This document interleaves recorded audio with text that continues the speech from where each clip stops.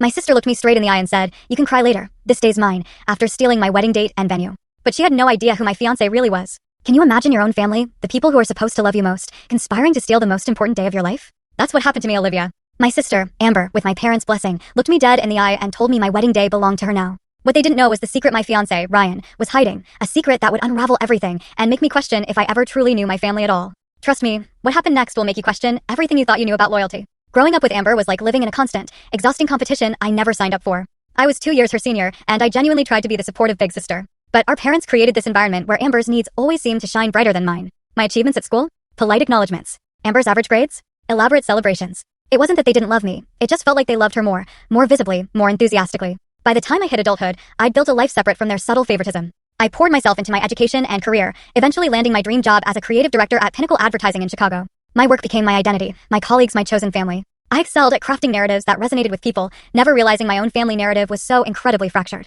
Then I met Ryan Collins. It was during a national advertising conference in New York. He was tall, with piercing blue eyes and an easy confidence. After my presentation on emotional storytelling, he approached me, handed me his business card, and said, "Your understanding of human connection is remarkable. I'd love to discuss a potential collaboration." Ryan was different. As the CEO of a financial consulting firm, he exuded ambition and intelligence. Our first date, meant for coffee, stretched into dinner as we discovered shared passions for architectural photography, obscure foreign films, and kayaking. Within weeks, we were inseparable. Ryan's intensity drew me in. He focused on me completely when we were together, making me feel truly seen for perhaps the first time in my life. "You're extraordinary, Olivia," he'd say, tucking my hair behind my ear. Most people don't recognize what they have in front of them. But I do. 6 months into our relationship, I realized I knew surprisingly little about Ryan's past. He'd deflect personal questions with practiced ease, changing subjects or answering vaguely. When I asked about his family, he'd just say they were no longer in contact, no elaboration. His social media presence was minimal, his friends mostly business associates I rarely met twice. "My work requires discretion," he explained. When I introduced Ryan to my parents and Amber at Thanksgiving, my mother's approval was immediate, almost gushing.